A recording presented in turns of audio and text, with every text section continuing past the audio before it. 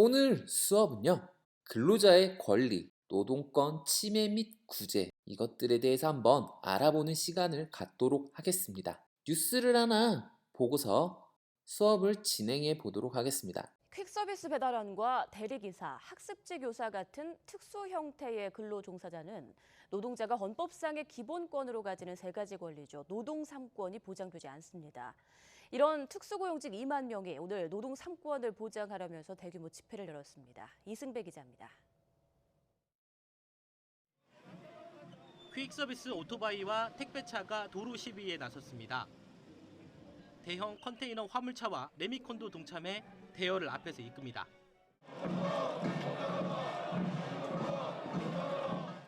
자신을 노동자로 인정해달라.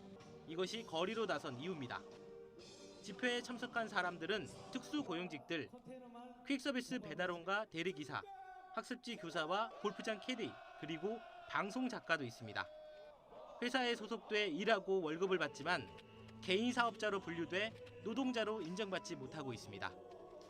제 일선에서 일하고 있지만은 인정을 받지 못합니다. 하루아침에 계약해야지. 하루아침에 저희들은 그 한마디에 집으로 가야 됩니다. 그러다 보니 국민연금과 건강보험, 고용보험, 산재보험 같은 4대 보험도 보장받지 못하고 합법적인 노조 활동도 할 수가 없습니다. 이런 특수 형태의 근로 종사자는 200만 명이 넘는 것으로 추정되고 있습니다. 노동자성을 인정받는 노동상권을 인정받고 안전운임제가 시행될 때 그때까지 끝까지 투쟁으로 정치하겠습니다.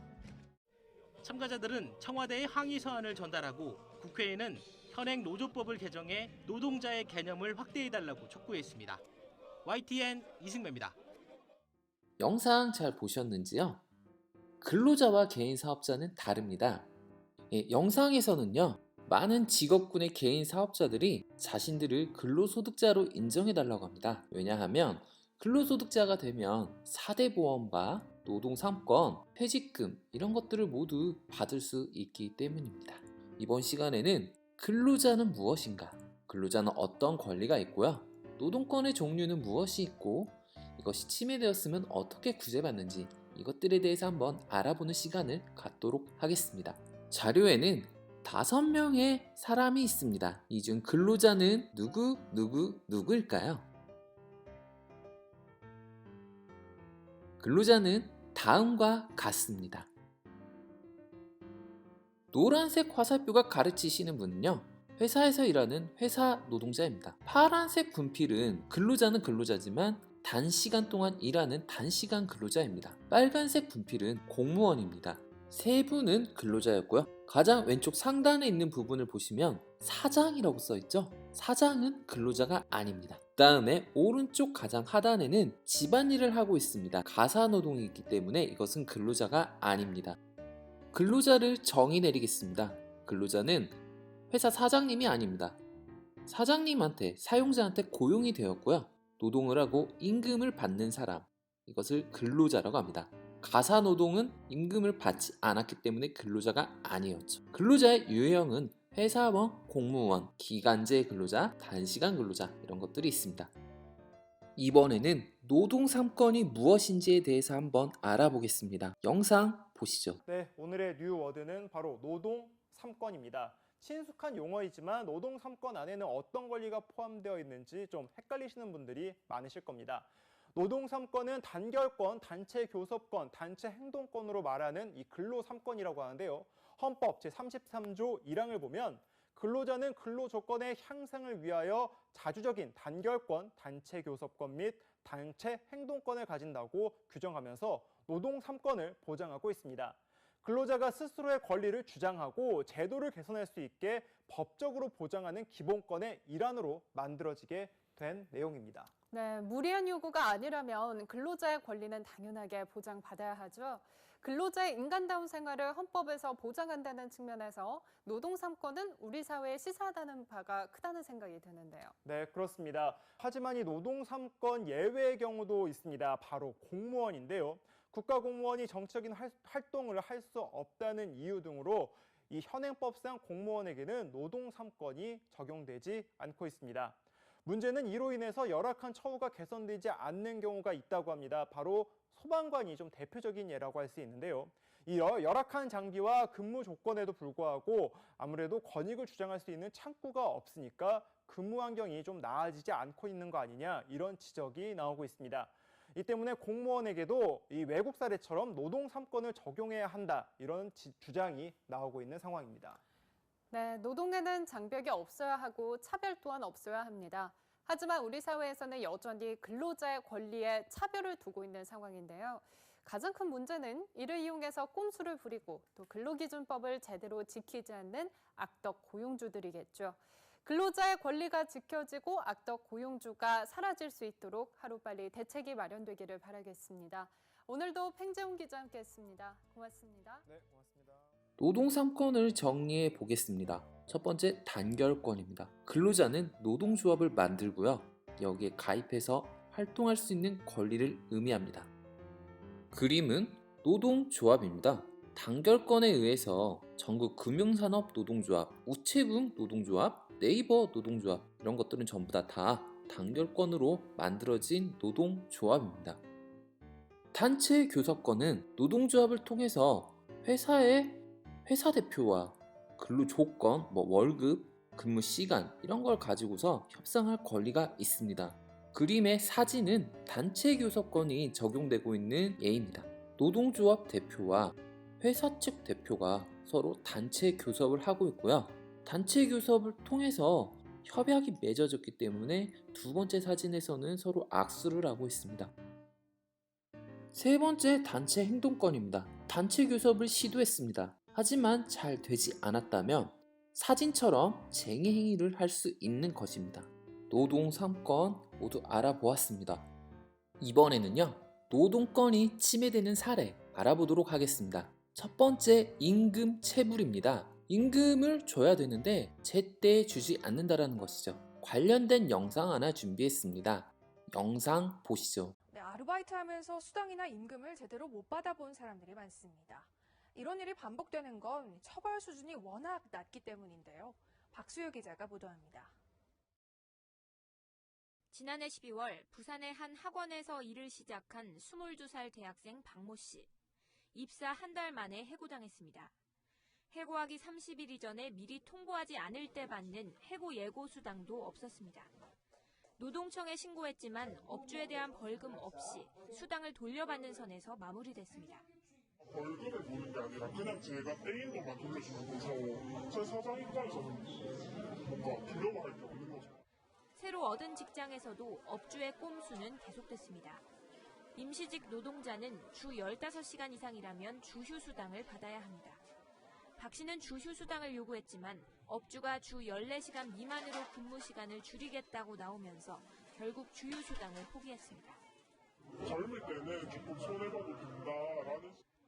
임금 체불 규모는 지난해에만 1조 4천억 원에 달하지만 처벌 수준은 미미합니다. 실제로 고용노동부가 근로기준법을 위반한 사업장을 적발하고도 과태료를 부과한 사례는 10%도 되지 않았습니다. 그 과태료 물고 안 물고는 경중을 따져가지고 처리를 합니다. 근로자들의 권익을 보호하기 위해 임금 체불 업주에 대한 처벌 수위를 높여야 한다는 목소리가 높습니다. 처벌 수위가 기본적으로 지금보다는 훨씬 더 강력해야 되는 게 당연히 마땅하고요. 또 이후에 사전의 관리 감독이 되게 중요하다고 생각합니다. 채널A 뉴스 이번에는 근로조건 위반입니다. 최저임금이라든지 일해야 되는 근로시간이라든지 하루에 정해진 휴식시간이라든지 이런 것들을 위반하는 경우입니다. 좀 더 구체적으로 알아보겠습니다. 왼쪽 위에 있는 사진은 현재 2020년의 최저임금입니다. 최소한 8,590원 이상은 줘야 된다는 것이죠. 가면 갈수록 점점 오르고 있는 것이 특징입니다. 왼쪽 하단에 있는 것은요, 지금 현재 주당 52시간 이것을 넘지 않아야 된다는 거고요. 오른쪽에는요, 휴식 시간입니다.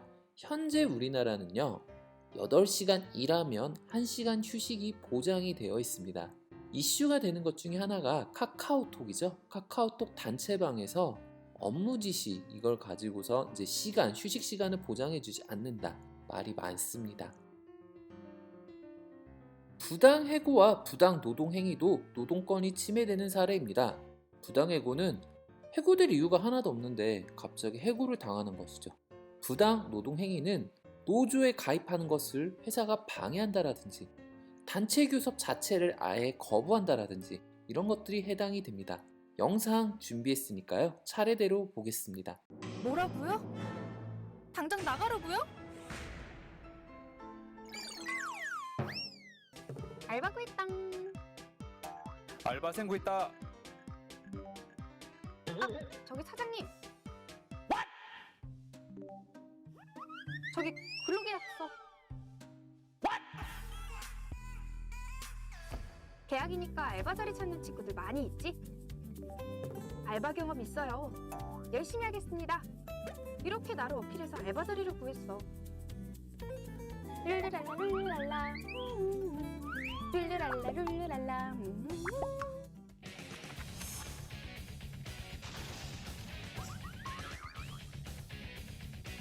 김알바야. 네? 이번 달까지만. 사장님, 갑자기 이러시면 어떡해요? 이것은 부, 당, 해, 고 근로계약서 썼나요? 아니요. 근로계약서 참 중요하죠. 근로계약서라는 게 계약기간, 근로시간, 임금 뭐 다 들어가 있거든요. 전 이제 어쩌죠? 알바도 노동자니까 정당한 이유 없이 해고할 수 없어요. 정당한 이유가 있다 하더라도 최소 30일 전에 알려줘야 합니다. 전 잘못한 게 없어요. 김알바님, 그 일을 계속하고 싶나요? 그만두려는데 일을 계속하진 못할 것 같고 부당함을 해소하고 싶어요. 여기서 김알바님이 할 수 있는 건 두 가지. 첫 번째, 해고 수당을 받는다. 둘째, 부당해고 구제 시청을 통해서 금전 보상을 받는다. 한낱 알바생이 그게 가능해요? 알바생은 뭐 노동자 아닙니까? 해고하기 30일 전에 예고하지 않았으니 사업주는 통상임금 30일분의 해고 수당을 지급해야 하고요. 통상임금이요? 김알바님이 일하면서 사장님으로부터 받기로 한 1급 30일분 말이죠. 김알바님의 1급이 5만 원이라면 150만 원의 해고 수당을 받아야 하죠. 오케이. 해고 신고는 관할지방 노동청, 부당해고 구제 신청은 관할지방 노동위원회. 부당해고 구제 신청하면 보상 금액은요? 해고된 날부터 판정이 난 날까지의 임금 상당액을 받을 수 있고요. 단, 해고된 날부터 3개월이 지나면 신청할 수 없어요. 헐, 대박. 감사합니다. 다만, 부당해고 구제 신청은 5인 미만 사업장은 적용이 안 돼요. 그런데 사장님, 근로계약서 안 쓰셨죠? 벌금 500만 원, 자그만치 500만 원입니다. 간호사들을 체육대회 장기자랑에 참가시켜 선정적인 춤을 추게 해서 비판을 받은 성심병원이 해당 체육대회를 폐지하기로 했습니다. 병원은 이렇게 개선 의지를 내비치고 있는데요. 그 뒤에서는 간호사들의 노조 가입을 조직적으로 막고 있다는 또 다른 의혹이 제기됐습니다. 지환 기자의 보도입니다. 체육대회에 참가한 간호사들에게 선정적인 춤을 추게 비판을 받은 성심병원. 최근 의료원장 명의로 조직문화 개선안을 발표했습니다. 문제가 된 재단 체육대회를 폐지하고 간호사를 포함한 병원 인력의 노동 착취 주장이 제기된 화상회의도 없애기로 했습니다. 정시 출퇴근과 연차 휴가 보장 등 어찌 보면 당연한 근무 여건 개선안도 함께 내놓았습니다. 하지만 개선안 발표 이후에도 최근 이어지는 간호사들의 정당한 노조 가입을 병원 간부들이 조직적으로 막았다는 의혹이 제기되고 있습니다. 장기자랑 강요 논란 이후 춘천 성심병원 소속 간호사 250여 명 등 성심병원 직원 약 1,500여 명이 보건의료노조에 가입한 상태. 하지만 이번에 공개된 간호사들의 단체 문자엔 병원 간부들이 노조 탈퇴를 지시하고 회비까지 대신 내준다며 대신 간부들이 포함된 직원노조 가입을 강요했습니다. 재단의 병원 투자 축소나 인력 감원까지 언급하며 간호사들의 노조 가입 권리를 방해한 겁니다. 병동을 폐쇄해서 병원이 축소된다는 등 재단에서 지원이 없어진다는 등 이런 식의 유언비어가 지금 많이 퍼지고 있는 상황이고요. 계속 이제 탈퇴를 좀 유도하고 그리고 강요하는 뭐 이런 상황들이 좀 벌어지고 있어요. 실제 춘천 성심병원의 경우 직원들의 노조 가입 이후 공사 중이던 MRI 장비 도입이 잠정 중단된 것으로 알려졌습니다. 한편 성심병원 노조는 병원 측의 노조 가입 방해에 대한 법적 고발을 검토하고 있습니다. 또 국회에서 피해 사례를 발표하고 오는 13일 대규모 총회를 열어 병원 측의 개선을 요구할 계획입니다. YTN 지환입니다. 노동권이 침해되었다면요, 어떻게 구제를 받을까요? 임금 체불 시 고용노동부에 신고합니다. 부당해고나 부당노동행위는 노동위원회에 구제 요청을 하면 되겠습니다. 마지막으로 확인 문제 한번 보도록 하겠습니다. 월급날에 사장님으로부터 월급을 받지 못했습니다. 노동권 침해가 맞을까요? 아닐까요? 임금 체불이죠. 이 경우 고용노동부에 신고하면 됩니다. 결혼을 이유로 해고를 강요했습니다. 부당해고에 해당이 되겠습니다. 이 경우 지방노동위원회에 구제 신청을 하면 됩니다. 회사에서 노동조합을 만들지 못하게 하였습니다. 부당노동행위에 해당이 되겠습니다. 이 경우도 지방노동위원회에 구제 신청을 하면 됩니다. 9시부터 6시까지 일을 했습니다. 1시간을 쉬었습니다. 이것은 부당노동행위가 아닙니다. 왜냐하면 근로시간 8시간마다 1시간 휴식시간이 법적으로 보장된다라고 했었습니다. 오늘은 여기까지 하도록 하겠습니다. 안녕.